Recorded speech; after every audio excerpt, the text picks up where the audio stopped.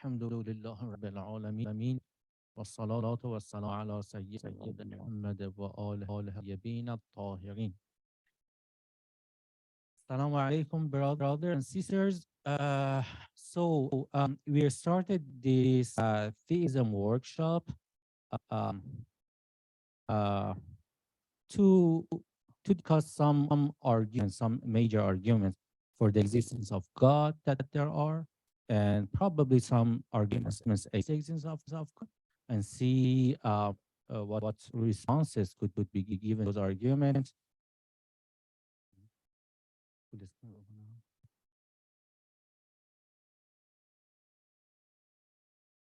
Sorry, I'm not that familiar with the Zoom setting. Okay. Thank you so much. Last session we started Kalam Cosmological arguments. This is one of the theistic arguments that's being discussed right now by theists as well as atheists. And we formulated arguments, and we explained why it's called Kalam Cosmological argument. For those who joined us session, I'm gonna briefly summarize what I said. So it's called Kalam Cosmological argument because the origin was in Kalam Islamic tradition. It was Abu Hamid Muhammad al-Ghazali and other Muslim theologians who came with the argument, even though the idea existed before them. After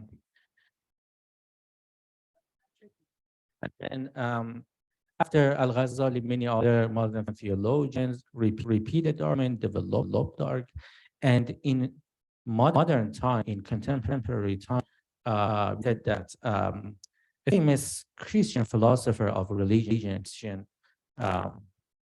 philosopher of religion, William Lane Craig, actually revived this this version of cosmological argument, and he named it as Kalam Cosmological argument to give the credits to Kalam theology as the original source of this argument. And if you Google it, you'll see that it's called Kalam Cosmological argument everywhere, and this has been a reason that philosophers of religion, Western philosophers of religion, have become aware of Kalam tradition. Actually, we have to appreciate Craig for giving the credit to Kalam theology. So we formulate the argument. Let me quickly go over the arguments again. It has five statements. Three of them are premises, two are conclusions. So as you know, each argument, in our argument, sequence of states, the first statements are called the premises of the argument. They're supposed to provide support for the conclusion of the argument. The last statement is called the conclusion of the argument. And you probably will know, for any argument to be a good argument, to really justify their conclusion, it must be both logically valid, meaning that it must have the right logical structure such that if the premises are true, the conclusion would have to be true. There is right logical connection between the premise and the conclusion. If there is that connection, we call the argument valid. But it's not sufficient for the argument to be a good argument. The arguments also have true premises. So it must be logically valid, have the right logical form, the premises must all be true. Both conditions are satisfied, then the argument is a good argument. Call it a sound argument. It's an argument that the conclusion is actually established by the premises. So here we said there are three premises, one immediate conclusion and one final conclusion. So the first premise is that everything that begins to exist is a cause of its existence. And we said it's often called the causal principle. We noted that different authors might mean different things by the causal principle, but this state is what we mean by the causal principle, that everything that begins to exist has a cause of its existence. In other words, nothing can pop into existence without any cause. The second premise is that the universe began to exist. We said that by applying a very basic logical, rule of inference, we call it modus ponens. In Farsi, we call it وضع مقدم. Can infer from one and do that the universe has a cause of its existence. So modus ponens has the following form. You can infer from conditional that if P then Q and P that Q. Here we have the same form, that everything that begins to exist has a cause of existence. If you want to put it in conditional form, it becomes for anything, if it exists to, if it begins to exist at a certain point in time, then it has a cause. And also we have the antecedent of the conditional, that universe began to exist. So by modus ponens, we can infer the consequence of the conditional, that the universe has a cause for its existence. So that's a very basic rule of logic. So that's the intermediate conclusion in the argument. Then we have an extra premise that only a personal agent, not a mechanistic cause, is able to select when to cause the universe. And we can infer from 3 and 4 that therefore the cause of the universe is a personal agent, which is very close to the religion of atomic religions.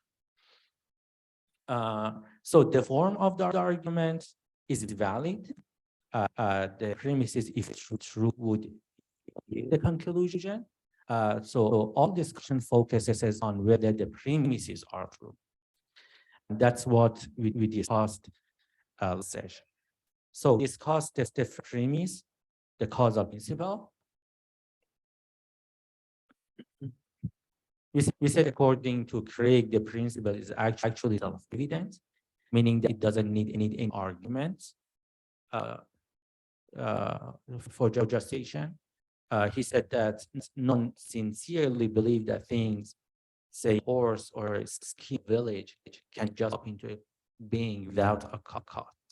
Even though it's a self-evidence, we can raise an inductive argument for it. But in the following,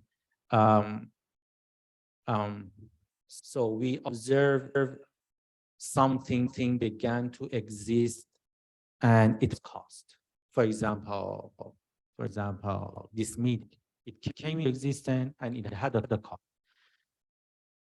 There is another event that began to exist and it had a cost. There is a third event that began to exist and it had cost too. So whatever event, whatever event that we have observed, which came into existence, began to exist at a certain point of time, cost. So based on these cases, these observations, we can infer that everything that begins to exist has a cost. So that's an inductive argument. Okay. Last session in the Q&A, I got good questions about the causal principle. I want to share some of the questions with you. So one concern was that the concept of causation might be just a human mental construct, and so it might not be part of the objective world. I mean, causation, something that we think in its occurrence, and then we apply it to the world. That's the way we understand the world, right? It doesn't mean that it really is part of the world. It might be just how our cognition works. We can't make sense of the world without the concept of cause and effect, and without the causal principle. So it might be one of the things that have developed as a result of evolution or anything else, but it has been developed in us, and so we can't be sure that it also represents how the world is, right? That was one good question. So actually, this idea about causation and the causal principle has been advocated by some important philosophers. So, for example, Immanuel Kant lived in 18th and early 19th centuries. German philosopher, very influential. I was saying, this view about the causal principle, asl illiyat, has been actually advocated by an important philosopher, Immanuel Kant. So Immanuel Kant distinguished between, let me give you some background to his view. Kant distinguished between the world as it is in itself and the world as it appears to us. So he called the former the noumenal world and the latter the phenomenal world. تو جهان اونطوری که هست و جهان آنچنان که به نظر ما میآید، بر ما پدیدار میشه. He made the distinction, and he argued that we can know nothing about the noumenal world, about the world as it is in itself. We don't have access to it. All we can know is about the phenomenal world, how the world appears to us, which he called the phenomenal world. So he argued that the basic concepts of our cognition, in terms of which we make sense of the world, like the concept of cause and effect, time, space, and so on and so forth, all of them are human mental constructs. They are like cognitive filters through which we process the raw data that we receive from the world. And we can make sense of the world only by processing them through these filters. And he said that we can't project these concepts onto the world.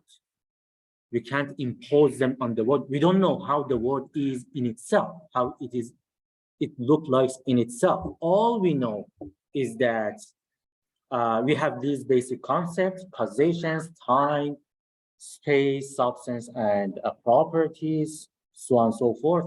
And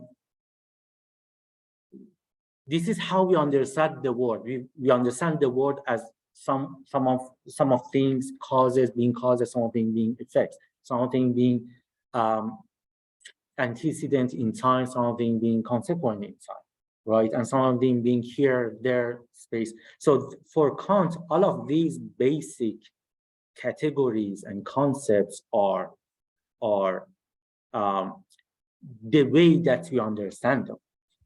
So he had such a view about causation as well. According to him, the causal principle is a precondition, پیش شرط, for the very possibility of experience. And by experience, he means a meaningful understanding of the world. He takes the causal principle to be required for the mind to make sense of the world.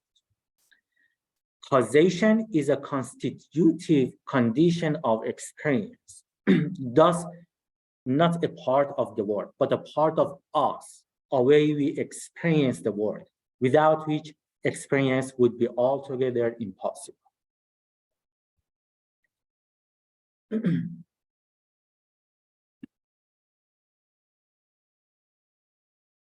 So, a couple of things can be said about Kant's view.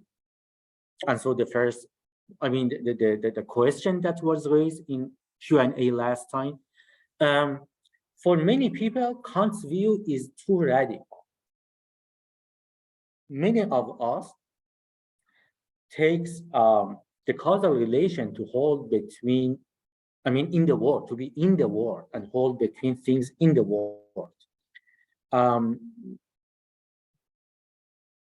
So for many, it would be an extreme view.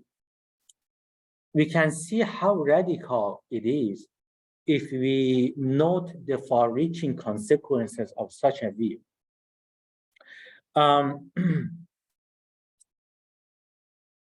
Here we apply the view to cause and the causal principle, but there is no reason not to extend this view to other basic concepts that we use to understand the world.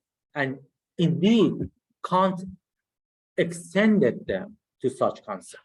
So according to him, all of the following concepts that we're gonna review are like cause and effect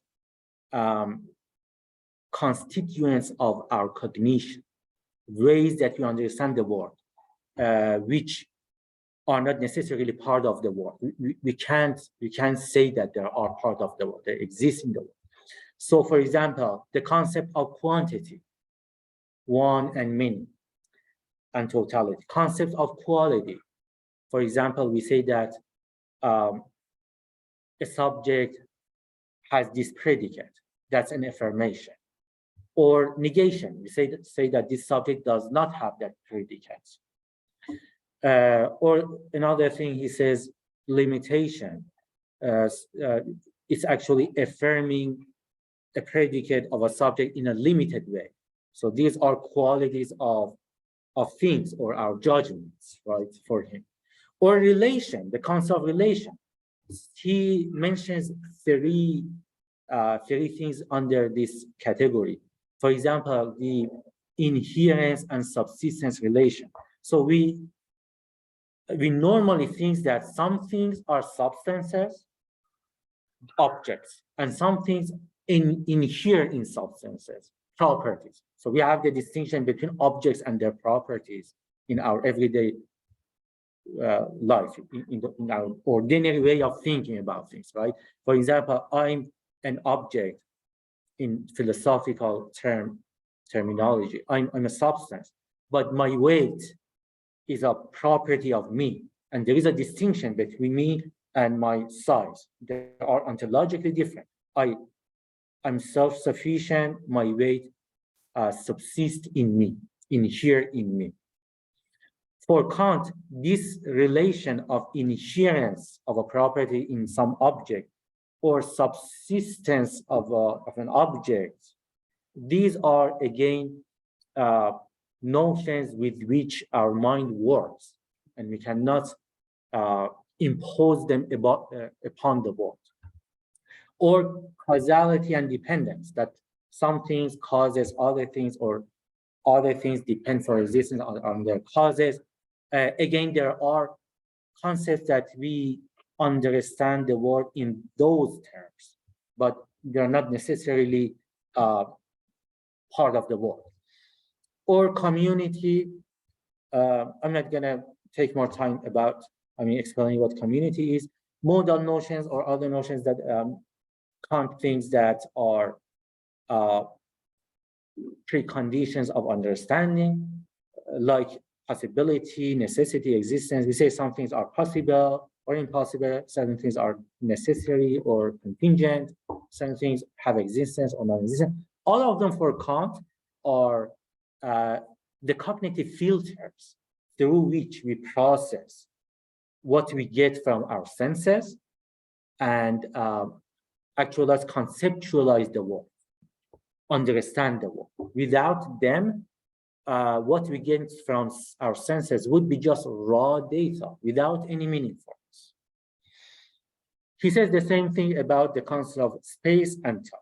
So we see that if you want to take that line of argument, that line of thought, we have to say the same thing about pretty much every basic concept. And someone might buy it. Sometimes might say, okay, that's the way we think. None of them are part of the noumenal, part of the word as it is itself. But note the implications. It's not anymore about the beginning of the universe and its cause. It's about everything. If someone says that, he would be committed to the view that we can have no knowledge of everything in the world, including the cause of the beginning of the universe. Yeah, but nothing else either. If someone want to go that route, well, that's okay, but he would end up in a very extreme view about what we can know about the world, right?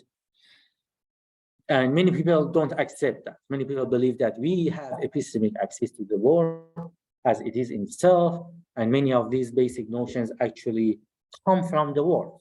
They're not constructs of our mind.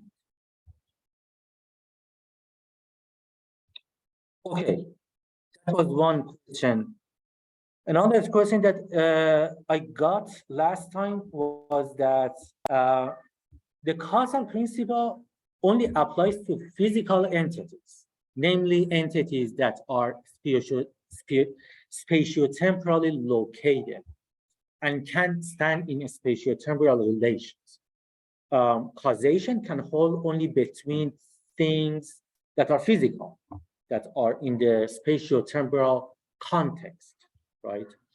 And because they stand in a certain spatiotemporal relation, they can stand in a causal relation. And the question was that Kalam Cosmological argument applies the causal principle to a non-physical entity, that is God. It says that God causes the beginning of the universe. God is not physical, right? It's not a spatiotemporal entity. So we cannot apply the causal principle to God. That was another question. Is the question clear?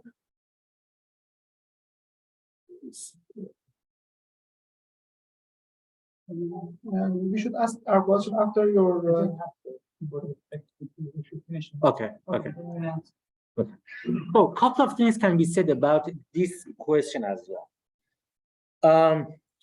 One thing is that this view about causation, that causation holds only between physical entities, does not agree with how we think and talk about causes and effects. For example, it sounds legitimate to say that my failure to water my plant caused it to die. We say it all the time, right? It makes good sense. There is nothing wrong with this statement. And it's a meaningful claim, sometimes true, sometimes false, but either way, it's a meaningful statement. note that my failure to water my plant is not a physical entity. It has no physical location. It has no temporal location because it's a non-occurrence. It's a nothingness, right? My failure to water my plant is not something that is situated temporally, spatially. But we sometimes say that it causes certain things. We say the same thing with many other, I mean, that's just an example where a cause or an effect is not a physical entity. Another example, sometimes we say that the death of Muhammad's father, I don't mean our Muhammad here. I mean, we don't mean Muhammad, Ahmed. The death of Muhammad's father in Egypt caused Muhammad to become orphan in the US. That makes quite good sense. But even though the death and the becoming orphan are events in spatial temporal context, but they can't stand, they do not stand in any temporal spatial relation that one might think is required for the causal relation. Because the same instance that the father dies on one part of the world, the son becomes orphan at another part of the world. So there is no temporal, no right, there is not the right temporal spatial relation between them. The same instant, the first event, the cause happens, the effect happens 1,000 miles away. So it's very different from, let's say, throwing a rock at a glass and glass shattering.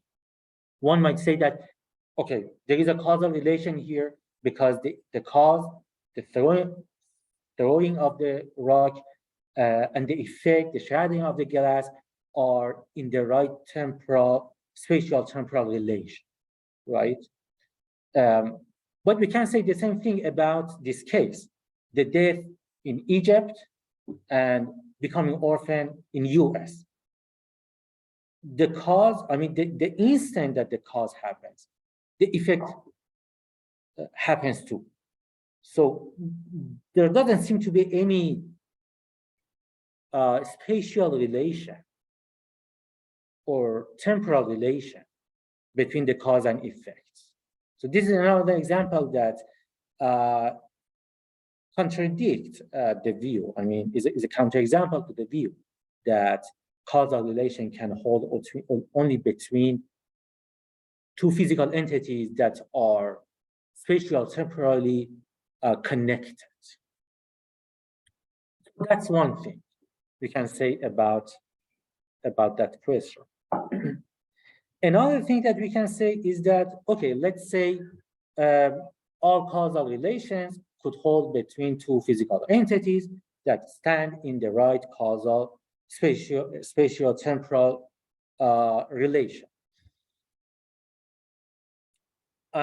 Even if we accept it, we can reformulate premise one in a non-causal term. So premise one was that everything that begins to exist has a cause for its existence. Now we can reformulate it in terms of explanation. We can get rid of the notion of cause and reformulate it as follows. Everything that begins to exist has an explanation for its existence. There is no mention of cause here. And it seems to be a plausible principle. Actually, it is an instance of a more general principle that people call the principle of sufficient reason, which says that every true proposition or every fact has an explanation. Any contingency true proposition, every contingent true proposition or every contingent fact has an explanation. For example, the fact that we have gathered here right now has an explanation. Because it could not have happened. It's a contingent fact, right? It could have failed to obtain. So there must be a reason or explanation for its occurrence, for this proposition to be true. And we say the same thing about the beginning of the world. The fact that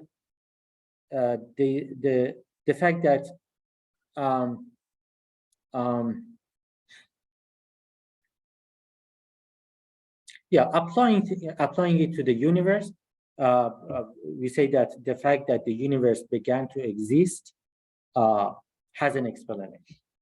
And we can generalize it in premise one in this way. Everything that begins to exist has an explanation for its existence. We're not talking about cause anymore. So the objection arises that causal relation cannot hold between the whole universe and something that is not physical. Now we are seeking an explanation for the beginning of the whole universe. Okay, so even if we accept that cause and effect exist in the world, they're not just human mental construct, and even if we accept that causal relation is not a relation only between physical entities, or that we can reformulate premise one in non-causal terms, one might still object that the principle is true only about ordinary events, and the beginning of the universe is not an ordinary event. It's so different from everyday events that we're not justified in applying the principle to that event. So we discussed this objection and the responses that can be given to the objection last time. So I'm gonna skip these slides. And there was another objection, purported counterexamples to the causal principle from quantum mechanics. We discussed it last time too. I'm not going to repeat that. So that's for the first principle. The principle that's for the first premise, which was the causal principle, which said that everything that begins to exist needs a cause or an explanation, right? The second premise of the argument was that the universe began to exist. So Craig raises 4 evidences for this premise: 2 scientific evidence and 2 philosophical evidence. I don't think we can cover more than the first scientific evidence. So we might discuss the rest of the evidence next time, or we can just skip them. So let's see what is his first scientific evidence for this claim, for this premise that the universe began to exist. It is the Big Bang theory. It comes from scientific cosmology, right? So I'm no expert in scientific cosmology, so I have to rely on the experts of the field. According to scientific cosmologies, the main theories about the origin of the universe, the 3 main candidates are these 3 models: the steady state model, the oscillating model, and the Big Bang model. So the steady state model مدل همیشه یکسان. The oscillating model مدل دورانی یا رفت و برگشتی، نوسانی است. and the Big Bang model. So Craig is going to argue that the first two models, I mean, he's going to draw on scientific astronomy and cosmology to show that the first two models are not correct. And so the third model is the most plausible, is the scientifically most supported model of the beginning of the universe. What does the steady state model says? It says that the universe never had a beginning, but has always existed in the same state. So what are the problems with this model? Stanley Yaki, who was both an astronomer and a theologian, says that this theory never secured a single piece of experimental verification. Not only it didn't have any verification, empirical verification, but there are many evidences against it. All evidence we have are against this model. So here's one evidence. A count of galaxies emitting radio waves indicates that there were once more radio sources in the past than there are today. Therefore, the universe is not in a steady state after all. اگه ما بیایم گالاکسی ها رو که امواج رادیواکتیو ازشون رادیویی ازشون ساطع میشه رو بشماریم، معلوم میشه که قبلا در واقع گالاکسی بیشتری بودن که چنین امواجی ازشون ساطع میشه. بنابراین این جهان همیشه اینجوری نبود. So that's against the that's a refutation of steady state model. But more importantly, this is a stronger evidence. Penzias and Wilson discovered that the entire universe is bathed with a background of microwave radiation. This radiation background indicates that the universe was once in a very hot and very dense state. In the steady state model, no such state could have existed, since the universe was supposed to be in the same from eternity. So these are cosmological evidences, right? So from what we know from cosmology, we can say that this model can't be true. So in short, Ivan King, another important astronomer, says that the steady state theory has now been laid to rest as a result of a clear-cut observations of how things have changed with time. Okay, so it seems that the cosmological evidence, scientific evidence that we have, they can confirm and actually refute this model. Okay, how about the oscillating model? What does it say? It says that the universe expands, collapses back again, and repeats the cycle indefinitely. On this model, the universe is a sort of like a spring, expanding and contracting from eternity. So that's the oscillating model of the universe. What's wrong with this model? So here, this key question is whether the universe is open or closed. What do you mean by open or closed here? We mean the following. A universe is open if it's not dense enough. So it expands, and at no point gravity contracts it back. So it's an open universe. What is a closed universe? Closed universe is a universe that is dense enough such that at some point of its expansion, the gravity gets it back, contracts it back again, attracts, the galaxies or whatever exists together to one another. If it is closed, then the expansion will reach a certain point, and then the force of gravity will pull everything together again.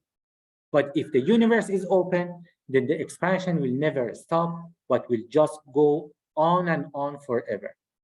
Now, clearly, if the universe is open, then the oscillating model is false, right? If the universe is open, it can't oscillate between contraction and expansion. For if, okay, here I can see the text. Yeah, for if the universe is open, it will never contract again. So the question is whether the universe is dense enough or not. Scientific evidence seems to indicate that the universe is open. The crucial factor here is the density of the universe. Scientists have estimated that if there are more than about 3 hydrogen atoms per cubic meter on the average throughout the universe, then the universe would be closed. But according to the evidence, the universe would have to be at least 10 times denser than it is for the universe to be closed. We can go into the details about how the density of the universe is calculated, or how the evidence shows that there are not enough hydrogen atoms, but that's what the scientific cosmologists and astronomers say. Therefore, the universe is open for a wide margin. Let me just share with you the conclusion that Alan Sandage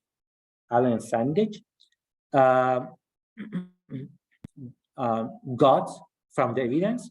He says that the universe is open, the expansion will never reverse, and the universe has happened only once, and the expansion will never stop. Okay, so if that's how the world is, then the oscillating model can't be true either. And what is left, what remains, is the Big Bang model. Here, how the Big Bang model developed. In 1929, Edwin Hubble observed that the light from distant galaxies appeared to be redder than it should be. He explained this by proposing that the universe is expanding. Therefore, the light from the stars is affected since they are moving away from us. But this is the interesting part. Hubble not only showed that the universe is expanding, but that it's expanding the same in all directions. To get a picture of this, imagine a balloon with dots painted on it. As you blow up the balloon, the dots gets further and further apart. Now, and they got further and further apart.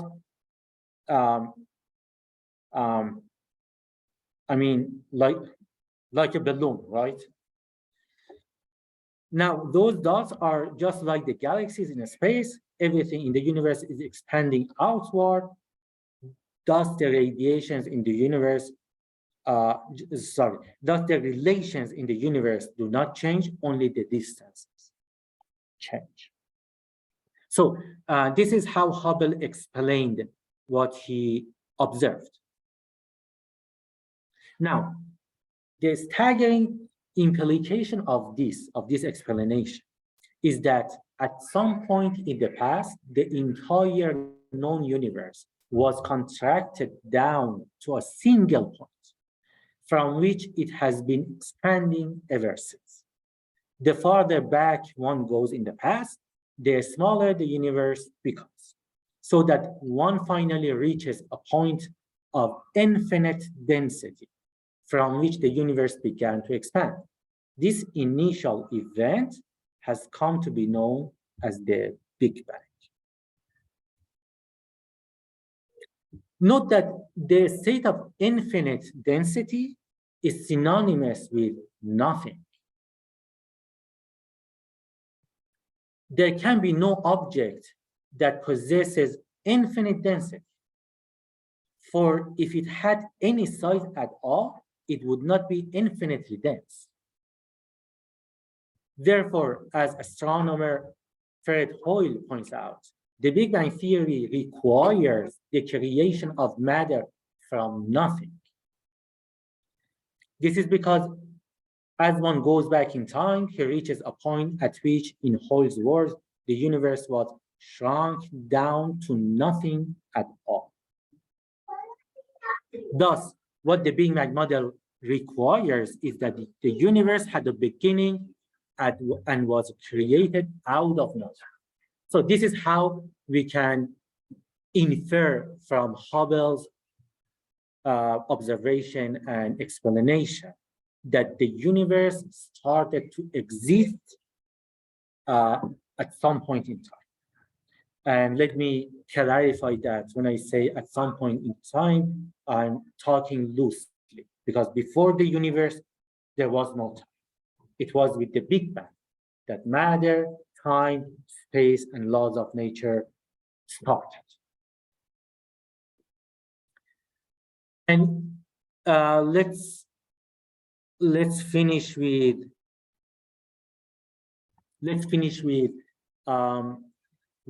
what 4 prominent astronomers said about this event. So 4 of the world's most prominent astronomers described that event in these words: the universe began from a state of infinite density, which was nothingness. Space and time were created in that event, and so was all the matter in the universe. It's not meaningful to ask what happened before the Big Bang. It is somewhat like asking what is north of the North Pole. Similarly, it's not sensible to ask where the Big Bang took place. The point universe was not an object isolated in space. It was the entire universe.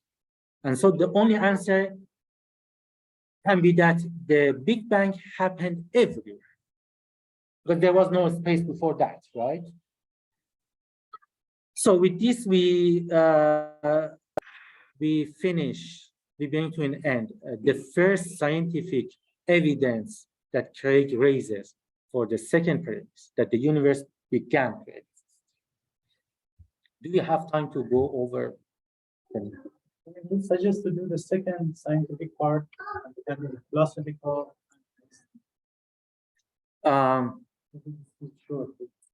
Yeah, I'm not sure if we can do it. Yeah. Thank you so much for your attention.